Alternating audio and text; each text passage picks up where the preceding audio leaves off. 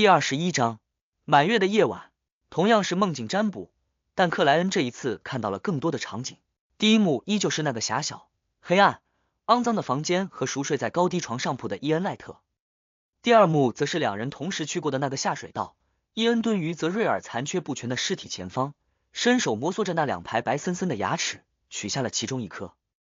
第三幕是热闹嘈杂的大街，路人都衣着朴素，甚至陈旧或破烂。街心有花园和草坪，簇拥着喷薄雾气的低矮烟囱。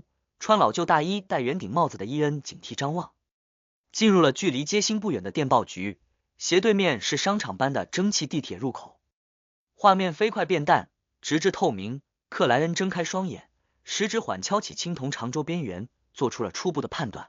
从那颗牙齿和拍电报看，泽瑞尔和伊恩不是偶然卷入危险事件的侦探组合，他们背后有一个组织。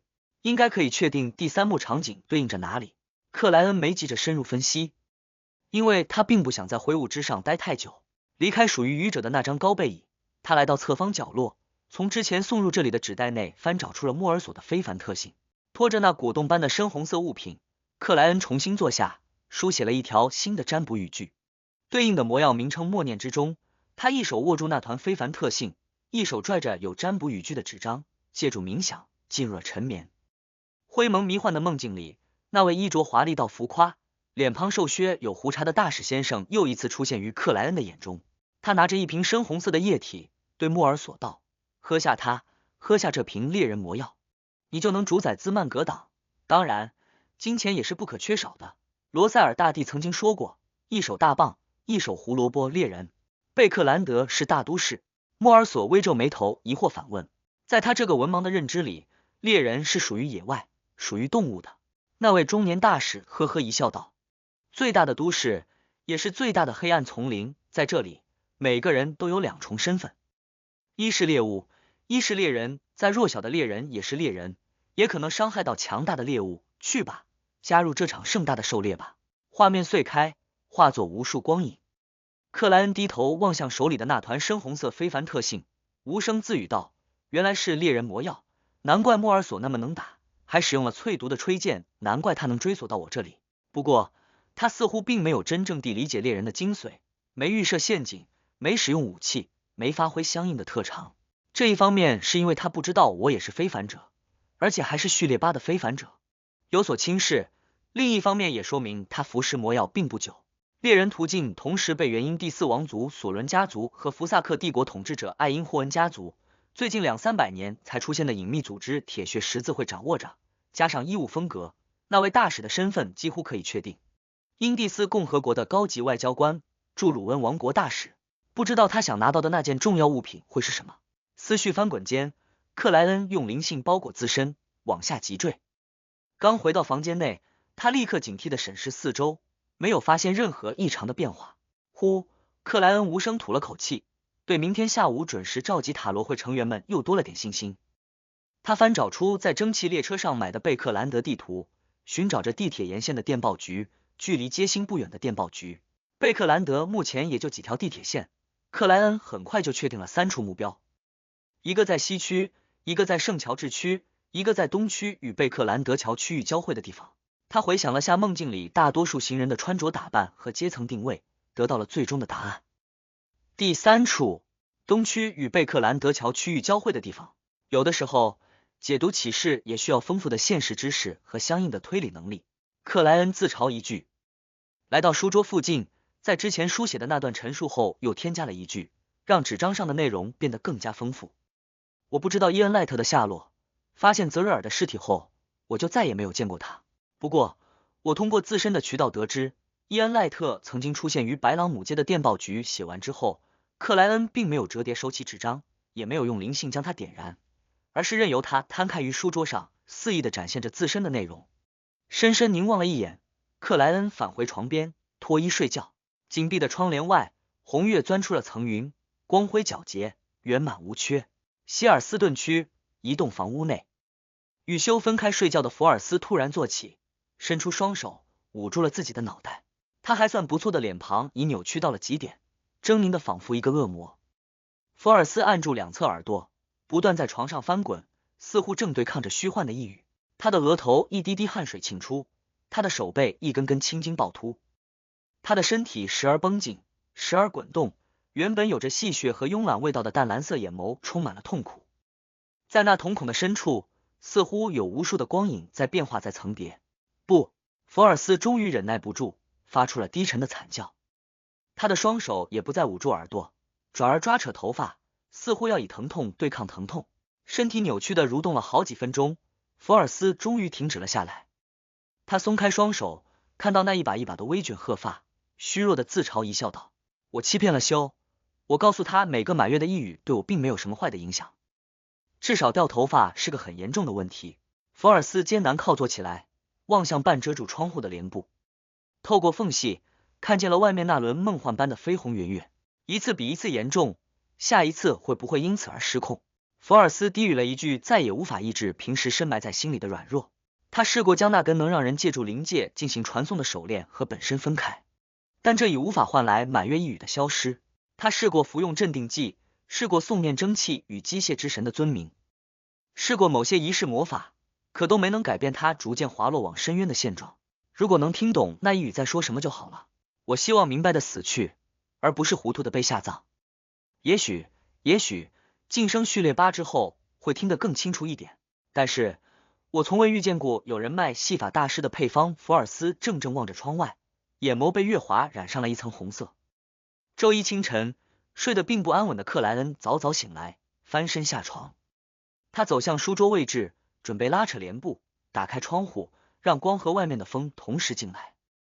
就在这时，他眼角余光扫到了书桌上摊开的那张纸，他朝向窗户，依旧保持原状地摊着。可是克莱恩清楚地记得，昨晚自己睡觉前，这纸张是朝向椅子、朝向床铺的。仅仅一觉之后，他就颠倒了过来，改变了朝向。克莱恩瞳孔紧缩，猛地伸手拉开帘布，看见凸肚窗依旧紧闭，没放一缕风入内。无风的情况下，纸张自己转了半圈。不，有人进来过。在我没有察觉的情况下，克莱恩只觉一股凉意沿着自己的脊椎涌向了头部。睡梦中的他对此竟然毫无反应，这意味着他当时几乎任人宰割，生死只取决于对方的心情和想法。是军方特殊部门的成员，还是大使派来的强力非凡者？从纸张没有恢复原样，保持着颠倒来看，更可能是后者，表示一定的警告。能这样无声无息潜入，很厉害啊！我是不是该感谢他的善良？不，顺手的事情为什么不做？肯定有必然的原因。不想惊动监控周围的军方特殊部门成员。克莱恩念头涌动，难以遏制的想了很多。他昨晚书写那些话语，让纸张摊开于书桌之上，为的就是让人看见，让大使得到他想知道的事情，让可能的报复延后到事情结束，让他本身获得更加宽裕的准备时间。然而克莱恩原本预想的是，对方应该趁自己出门，趁军方特殊部门对房屋的监控随之减弱的机会潜入，谁知道他竟然能绕过周围的非凡者，悄无声息地进入卧室，而自己依然熟睡。这种生死被别人掌握的感觉非常不好受。很强大或者能力很诡异的非凡者。克莱恩转过身体，背对凸肚窗，掏出了一枚一便士的铜币。昨晚有人潜入这个房间。他默念语句，借助身体的遮掩，往上弹出了硬币。硬币翻滚跳跃，没超过克莱恩的肩膀就往下急坠，落于他摊开的掌心。这一次是数字朝上，这表示否定，表示昨晚没人潜入克莱恩的卧室。纸张不会无缘无故转向。难道我梦游？不，我连队长入侵梦境都能保持清醒。克莱恩顿时皱起了眉头，想到了2个可能：一，占卜结果被干扰被误导；二，潜入的不是人。第22章，忙碌的周一。大致有了猜测后，克莱恩没急着去证实，装作什么事情都未发生，将纸张的朝向转了过来，正对着自己。他书写的有关伊恩赖特的情报都绝对真实，哪怕用占卜的技巧来确认，也会得到肯定的答案。所以他相信大使那边的人会顺着这条线查下去，并得到一定的收获，短时间内没动力没功夫来报复自己。同样的，他会继续把纸张摊开于书桌上，让军方特殊部门的监控人员看到，引导他们放松对本身的关注，将重心转移至伊恩赖特这个方向，与那位大使争分夺秒的找人。这样一来，克莱恩会更加安全。感觉在走钢丝绳，这难道就是小丑的特殊体质？他失笑摇头，打开凸肚窗，想呼吸2口清晨的新鲜空气，但外面浓郁的、呛辣的雾霾让他又默默关上了窗户。用墨水瓶压住写有伊恩情报的纸张，克莱恩到隔壁盥洗室快速清理了自己，随即取下衣帽架上悬挂的黑色双排扣长礼服和半高丝绸礼帽，一路来到1楼。他和于尔根律师约好了今天共进早餐。从门厅伞架上抽出黑色镶银手杖，克莱恩在能见度不超过10米的雾气里，沿着街道的边缘一路来到明斯克街58号，拉响了那栋灰暗房屋的门铃。叮当之声回荡中，他脑海内忽然浮现出一只高翘着尾巴的闭眼黑猫。黑猫布罗迪走着一字线来到门后，续了2秒式，猛然跃起，伸掌抓住了门把手。之后他不可避免的下落，靠体重拧动把手，打开了房门。吱呀一声，清晨的风吹来，大门缓缓后退。黑猫布罗迪高傲地望了克莱恩一眼，自顾自地走向了旁边。真是一只聪明的猫，克莱恩对套着白色围裙的老太太多丽丝赞美道。多丽丝笑得皱纹一一舒展，这得看她的心情，大部分时候她会装得很愚蠢，似乎听不懂你在说什么。哦，我给你准备了我最拿手的豆子无筋浓汤，用面包沾着吃豆子无筋浓汤。听名字像是黑暗料理，克莱恩微笑道。我很期待。说话间，于尔根律师从盥洗室内走了出来，即使在自己家里，即使刚起床没多久，他依然穿得一丝不苟。白色衬衣笔挺，棕黄色马甲紧身，裤腿的线条则似乎刚刚熨烫过。你要的合同理好了，你看一下有没有遗漏的地方。于尔根蓝眸一扫，没做寒暄，直入主题。他的棕发整齐的往后梳着，能明显看到头油的光泽。好的，克莱恩靠好手杖，摘下帽子，脱掉外套，跟着于尔根进入了1楼的书房，接过了一份厚实的合同。他立在那里，随手翻阅，越看越是头疼，最终只匆匆扫过了重点条款。我希望有的都有了，之前疏忽掉的条款也有添加，比如不是一次性支付雷帕德100磅，而是设立3个时间点，根据他的进度分期给予，第一期是50磅。不错，这样我就暂时不用去贝克兰德银行，将我不记名账户里剩下的100磅取出来，靠身上的钱就足够了。克莱恩合拢文件，对于尔根笑道，我很满意，你的专业素养比我想象的更好。他边说边拿出了准备好的2张1磅纸币。于尔根接过钞票，将剩下的几份合同也给了克莱恩，严谨正经的说道，如果签名时出现错误，这里有额外的2份，最终剩下的合同记得用碎纸机处理，当前的碎纸机是手摇式机械碎纸机。克莱恩正要点头，餐厅内的多丽丝老太太却高声喊道：“2个磅，小伙，该用早餐了。”我奶奶的听力有些下降了，于尔根解释了一句，做出请的手势。克莱恩跟着他进入餐厅，看见多丽丝老太太从黑色汤锅里舀出了一勺黄中带绿的浓稠液体，倒入了对应的餐盘里。来，尝尝豆子无筋浓汤，这是你的面包。多丽丝太太笑容满面的指着那堆可疑的食物道。克莱恩看了眼于尔根，只见他的表情比刚才更加严肃，心头顿时咯噔了一下。强撑着坐好，克莱恩掰下一块白面包，沾了点蜡黄绿色的浓汤，以冒险家的精神塞入口中。他惊讶地发现味道竟然相当不错，淡淡的咸味里透着刺激食欲的甜，刚好引出了面包的松软香浓，层次很明显。我奶奶曾经是一位出色的厨师。于尔根动作舒缓地品尝着早餐，随口说了一句，那你为什么要板着一张脸？看你吃东西真没有食欲。克莱恩腹诽了2句，投入了美食带来的放松与愉快里。从于尔根家离开后，他先是转乘再转乘的去了圣乔治区萨奇街，和雷帕德达成了正式的协议，支付了第一笔50磅的款项，而第2笔30磅将在2周后，是对方的进度给予。至此，克莱恩身上只剩下21磅8苏勒。接着他返回乔伍德区，到这里的公立图书馆翻看过去1年的塔索克报，寻找英蒂斯驻鲁汶王国大使有关的新闻。接近中午的时候，他终于看到了对方的黑白照片，确认就是自身梦境占卜里见到的那位。贝克朗让马丹默念着英蒂斯共和国大使的姓名。克莱恩走出图书馆，随意找了个小餐厅解决午餐。下午2点50分，克莱恩驾坐休息，拉拢窗帘，逆走4步，进入了灰雾之上。他抢先占卜了军方特殊部门对自身的监控是否放松，得到了肯定的答案。接着才书写下早晨就想好的一条占卜语句。昨晚的潜入者后靠住椅背，默念着语句，克莱恩眼帘垂下，进入了沉眠。虚幻、支离、灰蒙的世界里，他的卧室浮现了出来。就在这时，克莱恩看见房门底部的缝隙处有黑影蠕动，一条细长的铁黑色的线虫钻了进来，中央位置高高拱起又平复，不断循环的向着书桌位置前行。他的动作非常僵硬，似乎拆成了一格一格的慢动作，有种诡异的味道。这条铁黑色的线虫蠕动至了书桌前，爬到了最上方，沿路留下了一条快速蒸发着的粘液道路。他停在了书写有伊恩·赖特情报的纸张前，头部忽地扬起，中央部分随之高竖，只剩尾端支撑着身体。这一刻，他像是人类。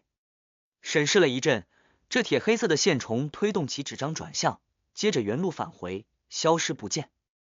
原来是这样，也就是说，昨晚的潜入者不是不想报复我，纯粹是没那个能力，除非这铁黑色的线虫有剧毒。克莱恩恍然点头，又用占卜的办法确认了那操纵铁黑色线虫的非凡者源于英蒂斯大使贝克朗让马丹的指派。做完这一切，他用灰雾彻底笼罩了角落的纸袋，然后给太阳代理克传递去信息。等到怀表的指针就位，克莱恩将正义、倒吊人和太阳同时拉入。这一周的塔罗会如期而至，熟悉的灰雾和朦朦胧胧的人影映入眼帘。晋升成功位居序列8的奥黛丽半起身，须提裙摆，愉快地问候道：下午好，愚者先生。到下午好，倒吊人先生。下午，太阳先生。早开启灵视的克莱恩借助灰雾之上的特殊，注意到正义小姐以太体的深处心灵体的表层又有变化，统一的色泽纯粹了不少，于是轻笑道：欢迎你。我们的独行者小姐。奥黛丽矜持一笑，谦虚了2句，转头望向对面。倒吊人先生，你该提交这一周的6页日记了，也许愚者先生看到之后又会联想起什么，再告诉我们一点常识。他嘴角微翘的期待着。阿尔杰点了下头，开始在克莱恩的帮助下具现出6页罗塞尔日记。之前他想过是否要请示愚者，用献祭的方式直接提交剩余日记，但见对方似乎没太大兴趣，没主动提过后，又放弃了这个打算。而这很符合他的认知，罗塞尔日记对神灵般的愚者先生有一定作用，但不是太大，他会搜集，但绝不急切。6页日记很快完成，阿尔杰正要献给青铜长桌最上手的愚者，忽地想起一事，忙恭敬开口道：愚者先生，我打听到了一条密修会相关的情报，大海大洋之上，消息并不闭塞，只是不够及时。那些大海盗们同样重视情报，时常会派人登上殖民岛屿，交换各自搜集到的消息。阿尔杰正是从这个渠道知晓了一件密修会的事情。很好，克莱恩轻轻颔首，示意倒吊人讲述，没有避忌正义小姐和太阳同学的存在，这有助于前者搜集密修会的其他消息，而后者根本有听没有懂。与此同时，他让那6页日记闪现到了自己的掌心。倒吊人阿尔杰不快不慢地说道：密修会与英蒂斯共和国存在一定的关联，英蒂斯共和国也是罗塞尔大帝是英蒂斯人，查拉图是在英蒂斯首都特里尔找上他的。密修会后续还参与了英蒂斯那次著名的事变。密修会到今天依然和英蒂斯共和国存在一定关联，并不是让人感觉太意外的情况。克莱恩前后印证，确定倒吊人提供的消息是真的。呵，正好，我接下来要对付英蒂斯共和国的大使。克莱恩没急着看罗塞尔日记，抬头望向仅有的3位成员。第23章，会内委托。随着克莱恩对神秘学、对超凡领域的了解加深，随着他逐渐试验出灰雾之上这片空间的部分能力，他面对正义、倒吊人和太阳时，慢慢不再像以前那么心虚，不再一味的想着要保持高深莫测的形象，免得塔罗会的成员们敏锐的戳破他的伪装。他现在知道，这个世界的神灵虽然强大诡异皆备，但绝不是全知全能的。这个描述也就只有传说里创造一切的造物主才有，只有白银城还在诵念。神灵有局限，神灵也可能陷入困境，这是克莱恩目前可以确认的一点。无论风暴之书还是夜之启示录，都或多或少的涉及相应的内容。所以克莱恩在最近的塔罗聚会里有意识的添加着人设，要一点点将自身塑造为接近神灵，但由于某个原因无法自由行动的受限强者。这样一来，他就算偶尔表现出对某些事情不够了解，偶尔请求帮助，也不会引起塔罗会成员们的怀疑了。当然，这一切的前提是他通过以往的几次尝试，通过卷者阿兹克展现出的强大实力，将近乎神灵的形象无可置疑的植入了正义、倒吊人和太阳心里乎。希望这种塑造能够成功，那之后就不用太担心回答不上他们问题的情况了。当然，属于常识的东西还是得绷着，不能露怯。克莱恩手指轻敲了下古老长桌的边缘，低笑道：“我要颁布一个任务。”正义奥黛丽耳朵微动，眼睛睁大，又惊讶又期待又忐忑。他清楚的记得，这是愚者先生第一次正式的颁布任务。虽然他前面也做了些委托，但都是预付报酬的类型，看起来像是随便找了点搜集任务以符合等价交换的原则。这次他用了颁布这个单词。作为读心者，奥黛丽已非常擅长从只言片语里品读出隐藏的意味。与此同时，他敏锐的发现，倒吊人看似没什么变化，实际却异常紧张，而太阳懵懵懂懂，将这当成了一件很正常的事情。你们可以选择接或者不接。克莱恩借助小丑的能力，让自己的语气显得颇为轻松。我另外一位卷者抵达了贝克兰德，他希望完成一件事情，但又不方便自己出面。另外的卷者倒吊人仿佛在思考般点了下头，对此并没有丝毫的惊讶。在他眼里，愚者先生这种神灵级的强大存在，拥有多个卷者是默认的事实。不知道愚者先生这位卷者有序列几？我其实还欠他上一位卷者赏金。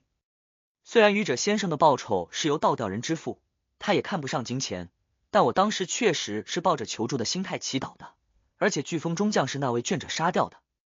他的卷者还是需要一定活动经费的。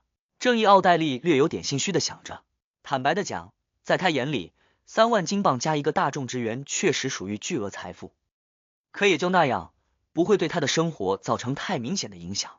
有很好，没有也没关系，还是会有点点心疼，一点点。奥黛丽诚恳的在心里对自己点了下头。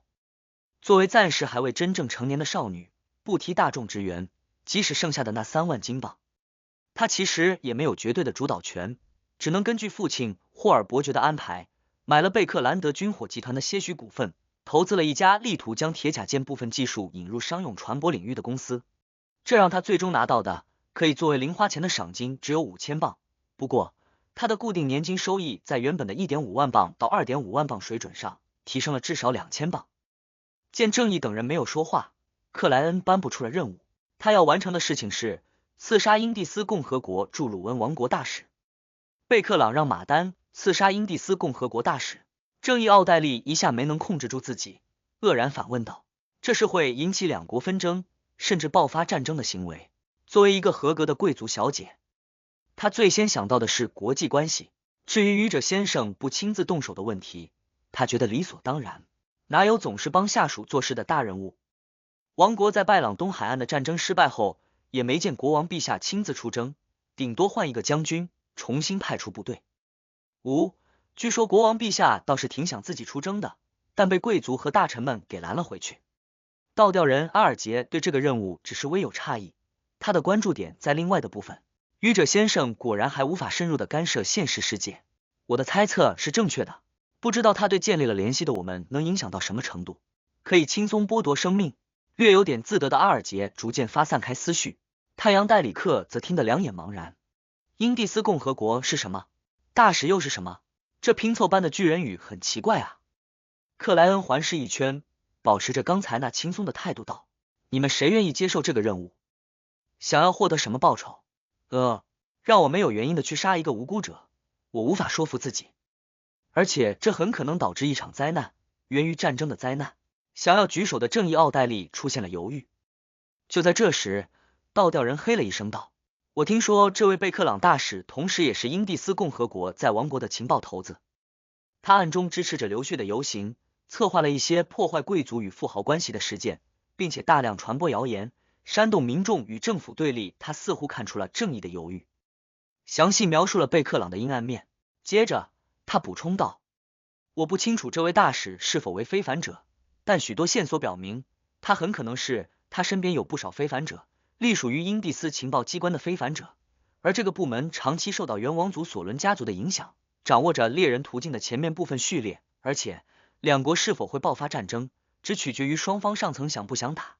与一位外交官的生死无关。在罗塞尔大帝被刺杀后，英蒂斯经过几次大的震荡，最终维持住了稳定的共和体制。索伦家族因为在罗塞尔时期受到残酷打击，各方面实力下降的非常厉害，只能无奈的接受这个现实，改目标为争夺一席，并暗中影响国家情报部门和少量军队。听完倒吊人提供的消息，奥黛丽心中的犹豫一下消失，优雅点头道：最近几年福萨克帝国扩张的很厉害，接连在拜朗东海岸、星星高地打败了王国和英蒂斯共和国，事后只要将问题推给他们，对英蒂斯共和国的高层和民众来说都是可以接受也愿意相信的。奥黛丽对政治了解不深，但有个上院议员世袭伯爵的父亲，终究还是会耳闻目睹不少事情。不管是推卸责任还是转移国内矛盾，一向不受欢迎的北方蛮子是贵族们、大臣们最喜欢用的也最顺手的靶子。至于是不是他们做的，那并不重要。当然，在100多年前，这个角色是由英蒂斯和罗塞尔担任的。沉吟了几秒，正义奥黛丽有点忐忑有点心虚的望向青铜长桌最上手。愚者先生，我可以尝试完成这个任务，但不保证一定能成功。他一方面打算找父亲确认贝克朗大使是否真为英蒂斯情报头子，另一方面则压根儿没想过自己去做。无论观众还是读心者，都不是擅长战斗的类型，他只能在上流社会尽量多的搜集贝克朗大使的情报，然后将任务委托出去。可以让休和福尔斯去请 A 先生动手，或者找其他几个非凡圈子的主持者，不能暴露我，事情必须隐秘，说不定那些圈子内就潜伏着英蒂斯的情报人员。不知道要付出多少金钱，5000镑也许不够。奥黛丽已开始想着之后的计划。克莱恩没奢望序列8的正义小姐一定能成功，微微点头道：你希望获得什么报酬？心理医生的配方，奥黛丽脱口而出，接着她有些犹豫的补充道，以及相应的非凡材料。这个可以等任务完成再讨论。如果没能成功，消耗由我自己承担。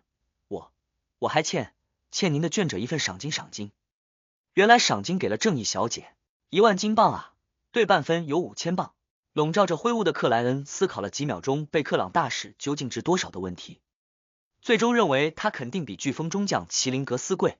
可以克莱恩语气平常的回答。这时倒吊人阿尔杰开口道：我也领取这个任务，报酬可以等完成后再确定。你不是回到海上了吗？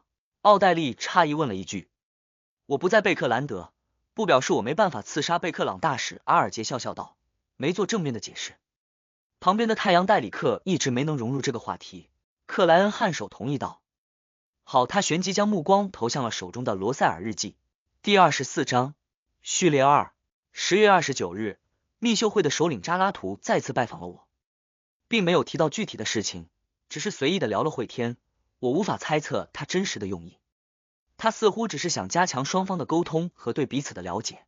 已经见过2位教会高序列强者的我，感觉查拉图比他们更加强大，更加神秘，于是不抱什么希望的随口问了一句，问他处在序列几，结果他竟然回答了我。他说他是序列2的奇迹师。序列2，在教会的划分里，这可是天使阶，近乎神灵的位格。果然比我之前见到的炼金术士和奥秘学者强大。不过我直觉的认为查拉图并没有说全部的真话，序列2也许只是他以前的位置，或者他即将晋升奇迹师，善于创造奇迹的大师。这个魔药的名称让人浮想联翩啊！这就是占卜家对应的序列2，操纵命运的奇迹师。我试探着又问了查拉图，所谓奇迹是否为命运的奇迹？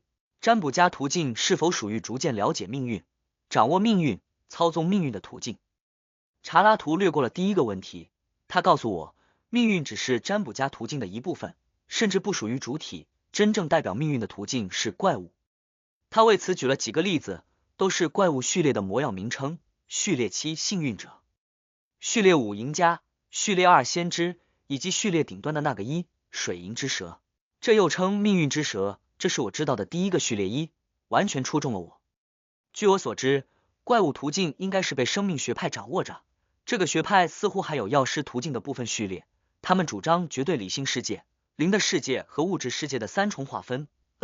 挺酷的。查拉图告诉我，生命学派擅长占星，追寻着用药物、音乐、光、酒和芳香调和灵魂，消除不利星象、不利命运的道路，认为灾难、疾病都是人与自然层面、人与自身心灵层面失去平衡导致的。他还意味深长的补了一句，生命学派崇拜月亮，为什么是崇拜月亮，而不是更进一步的黑夜女神？这则日记占据了2页，明显也是从原本的正反面抄录下来的，信息量很大啊。克莱恩由衷的无声的感叹了一句，这也是他第一次知道序列一层次的魔药名称。水银之蛇、命运之蛇确实很容易让人心生向往之情，而这同样是我第一次知道某个序列2，知道占卜家对应的序列2。奇迹师这个名称还不错，意蕴丰富，位格不低，当然比起先知来说感觉要差一点。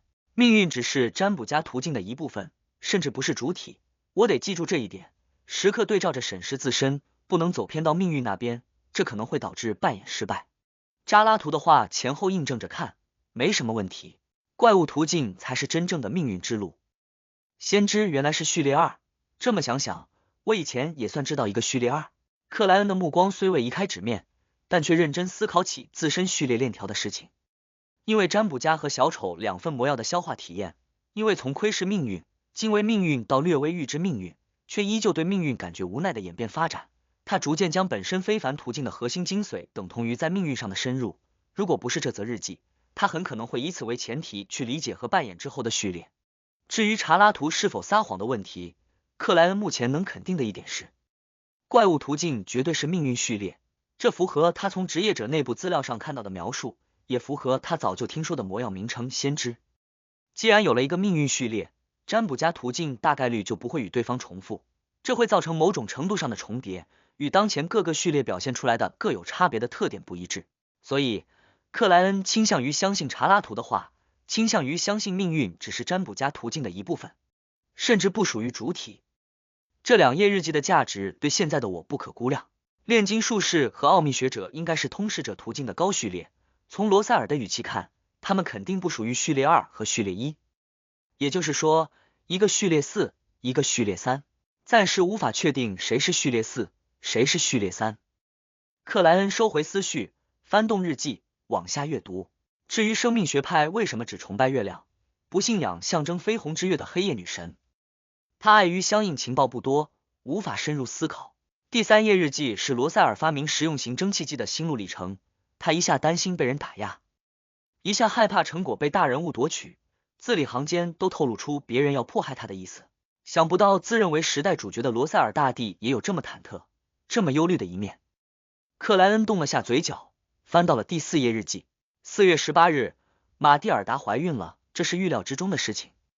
我甚至可以说清楚她是在哪一次欢爱里怀上的，因为当时我感觉到了非凡特性的减少，一旦受孕成功，我自身的非凡特性会遵循神秘的联系，转移部分到我的孩子那里。那次之后，我担忧地询问了范艾斯汀大主教，他告诉我这是正常的现象，序列7及以下非凡特性不会遗传给后代，但不是绝对，序列6和序列5会自然的遗传一部分，但并不多，不会太影响本身的实力，而那个孩子将天生具备一定的非凡能力，接近序列9，但相应的，他的途径也就固定下来了。到了高序列，非凡特性的遗传是能够控制的事情，可以选择遗传，或者不遗传，也可以选择遗传1/3、一半，或者全部，也就是说，高序列强者的孩子可能天生就是非凡者。至于序列几，则由他的父亲或者母亲决定，不知道神灵后裔是否也这样。看完这则日记，克莱恩脑海里只有2个词组：非凡特性不灭定律和非凡特性守恒定律。这就是那些超凡生物的存续规则，难怪有的神奇动物在临死前才生产，难怪会有生育后杀戮和嗜血欲望增强的现象，目标是同族，甚至伴侣，这是在补充非凡特性啊。根据这个逻辑，一直往上推，最早的非凡特性又是从什么地方来的？凭空产生，创造一切的造物主。因为正义小姐已晋升为读心者，克莱恩控制住点头的冲动，继续向后翻阅。第5页日记是罗塞尔的吐槽，这里没人能欣赏他的流行音乐，认为他在制造噪音。与此同时，他感慨爽文是不同世界不同人民的共同追求。抄袭自基督山伯爵的小说大受欢迎，让他创立的报纸得以蓬勃发展。大帝，还有什么是你没做的？克莱恩面带微笑的翻到第6页，也就是最后一页。11月10日，我在白风宫秘密接见了大海盗萨维尼所罗门。我希望他在新航道上劫掠我的对手们，打击福萨克、鲁恩和费内波特的船只，而我允诺帮助他晋升高序列黑皇帝这条非凡途径的模样名称和魔女途径一样的奇怪、腐化、混乱、堕落、是虚。不过，为了呼应黑皇帝，他们自作主张的添加了后缀：腐化男爵、混乱导师、堕落伯爵、世序亲王。为了让萨维尼将来名副其实，我决定秘密册封他为宫廷伯爵。萨维尼有个孩子，叫做纳斯特所罗门。我的直觉告诉我，他将来会纵横五海。纳斯特所罗门，五海之王纳斯特，自称所罗门帝国后裔的纳斯特，他竟然在罗塞尔时期就出生了。克莱恩一阵愕然，因为罗塞尔提到了新航道这个词语，克莱恩轻松就确定了相应的年份。发现新航道，找到南大陆是1194年的事情，而罗塞尔被刺杀是1198年。刚才那则日记只能在这两者之间，也就是说，距今151到155年。如果五海之王纳斯特真是罗塞尔提到的纳斯特所罗门，那他差不多有160岁了。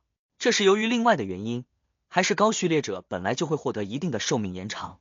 克莱恩若有所思地想着，收敛住各种猜测，他让日记从手中消失，望向正义等人道：你们可以自由的交易或者交流了。愚者先生今天没有常识要告诉我们。正义奥黛丽略感失落，眸光一转，看着斜对面的太阳道：我能从你那里交换巨龙有关的情报吗？他清楚的记得太阳先生称呼观众途径为巨龙途径，并表示它发源于巨龙一族。可以，我想得到歌颂者途径的序列8魔药配方。一直沉默的戴里克犹豫着回答道，他本来想以此交换正义和倒吊人他们生活的那个世界的情况，免得每次都听不懂，但眼见消化进度接近完成，他还是将晋升放到了首位。第25章空想之龙。对于太阳的要求，奥黛丽并不感觉意外，既然白银城普及了扮演法，那算时间，对方也差不多接近消化的尾声了，寻求后续的魔药配方肯定是优先级最高的事情之一。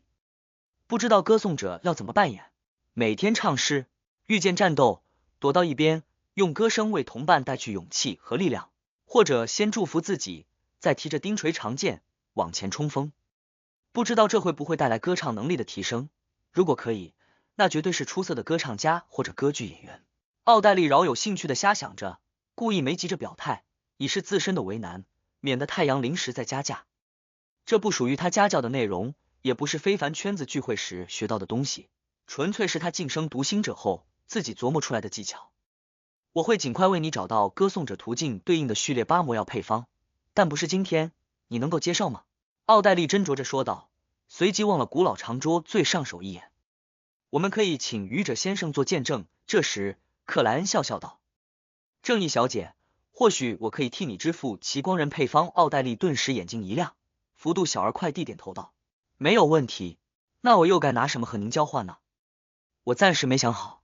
克莱恩轻笑道，这个不用着急，或许我的眷者们之后还会有事情需要帮助。他考虑的问题很简单，如果让正义小姐在他的几个非凡者圈子里得到奇光人魔药配方，那他付出险些被烧焦的代价，从永恒烈阳处偷窥来的知识，不就白白浪费了吗？至少在塔罗会内就派不上用场了。好的，我会尽我的能力帮助他们。奥黛丽愉快地承诺道。克莱恩将手一按，面前出现了一张黄褐色的羊皮纸，上面是奇光人魔药的配方，包含可替代材料和古代名称，并且全部转译成了巨人语。主材料：光辉石一块或者赤白之魂的粉末，敬畏的血液或者熔浆巨怪之心。辅助材料：金边太阳花1朵，附子之叶3滴。随着他轻轻一推，那张羊皮纸出现在了太阳面前。虽然知道即使完全遗忘，也能通过祈求愚者先生回忆起来。戴里克还是认认真真的背诵着配方，好一会儿才道，正义小姐，我们可以交流巨龙的事情了。愚者先生，我请求单独的交流。奥黛丽快速举了下手。他原本想的是太阳将相应的内容具现到纸上给自己阅读，但这样不方便他提出疑问，还得写下来重新推给对方，交流将变得非常复杂。单独的交流，真正单独的交流，你恐怕听不懂太阳在说什么。太阳也一样。克莱恩语气不见波澜地点头道。好的，在非凡者圈子里，赫密斯语是必须掌握的知识。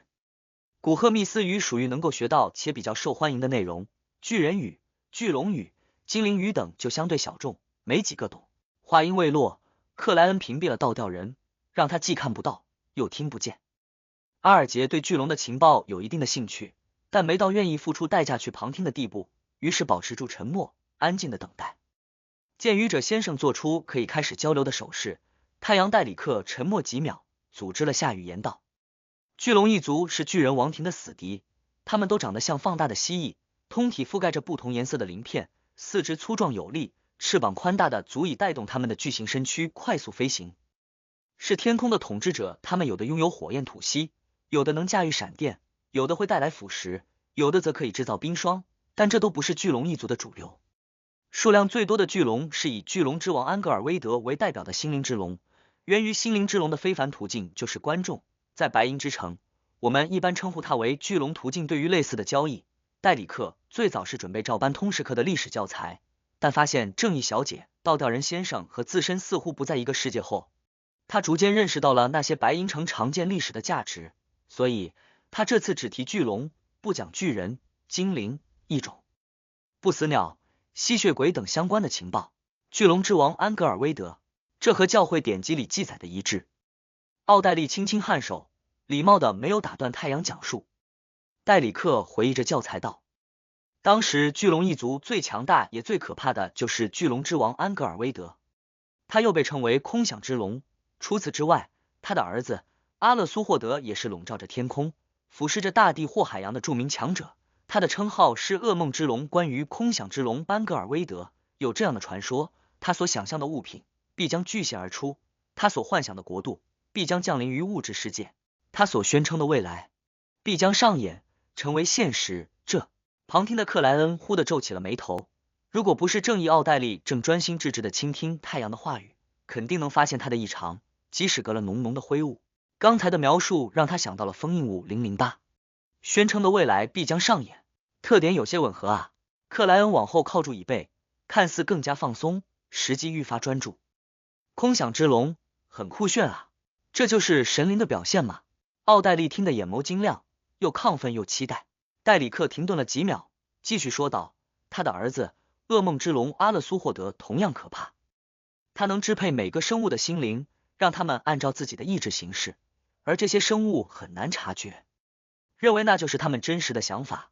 他还会在现实里编织真正的噩梦，让许许多多的生灵无意识加入，然后给予最残酷最惊悚的结局。传说他特别喜爱恶作剧，他会让王子去吻醒公主，但苏醒的公主已经腐烂了大半。他会让普通人家的女孩穿上舞鞋，在王子面前跳舞，但再也停不下来，直到死亡。他会制造各种各样的巧合，让许多生灵的命运转向悲剧。各种各样的巧合，听起来这个更像封印物008。当然，我对那个封印物并没有太多的了解。克莱恩克制住了伸手摩挲下巴的冲动，让自己看起来就像一口古井，真是一条恶劣的巨龙。不过他的能力很有趣。奥黛丽半是感叹半是兴奋的开口道：这就是观众途径的未来。不，我得称呼它巨龙途径，我不想转到别的序列了。奥黛丽恨不得立刻成为序列7的心理医生，并继续飞速晋升。太阳戴里克诚恳地回答道：距离巨龙一族与巨人王族的历史已过去了2、3千年，我所知道的都来源于课本，来源于传说，不保证真实，至少你们的历史没有断代。奥黛丽心情不错的宽慰道：后来呢？后来，创造一切的主苏醒了，空想之龙和噩梦之龙等著名巨龙从天空坠落，失去了他们的一切，包括生命，这让阳光有49天没有照耀大地，让无数的火山喷发，让淹没所有的洪水肆虐，而巨龙一族从此衰败，只能退缩到各个险恶的地方。再之后，巨人王庭也被主摧毁了。戴里克语气有些沉重的述说道：这和我知道的历史不一样啊，不是风暴之主、永恒烈阳、知识与智慧之神带领人类击败巨龙、击败巨人，分别杀掉了他们的王者吗？奥黛丽一阵迷糊，觉得时空与历史有些错位。克莱恩对此也充满疑惑，觉得真实的历史遍布谜团，尤其这是比古老更古老的第2纪历史。教会典籍记载的神话传说应该有很大部分是假的，但白银城流传的历史也不能尽信。真实的历史会是什么样子？他收敛住思绪，微笑开口道：交流完了吗？我只知道这些。太阳代理克略感愧疚的回答道，他觉得自己提供的情报有点不匹配奇光人魔药配方的价值。奥黛丽悄然吸了口气，嘴角上翘道：我很满意，我知道了未来的方向。他愉快的在心里补充了一句。几位成员又交流了一阵之后，克莱恩宣布这周塔罗会结束，送走正义小姐等人。他没有过多停留，迅速返回了卧室，降低被人察觉的风险。皇后区霍尔伯爵家的豪华别墅内，奥黛丽心情愉快的来回踱了几步，打算奖赏苏茜几块狗零食。就在这时，她听见有人敲门。从之前的脚步声和相应的节奏，她辨认出是自己的贴身女仆安妮。进来，奥黛丽望了眼镜子，理了下发丝，挺直了腰背。安妮拿着一张纸进来，微笑道：小姐，您的电报来自南大陆。南大陆，阿尔弗雷德。奥黛丽忽地想到了哥哥，欣喜的接过纸张，凝眸细瞧，这果然是他的二哥阿尔弗雷德·霍尔从南大陆拜朗帝国东海岸拍来的电报，上面写着：已找到你要的七彩犀龙，共2条，请等待接收。可是我已经不需要了啊。奥黛丽一下傻住，眨了眨眼睛，猛地侧头看向苏茜。金毛大狗摇着尾巴，一脸懵逼。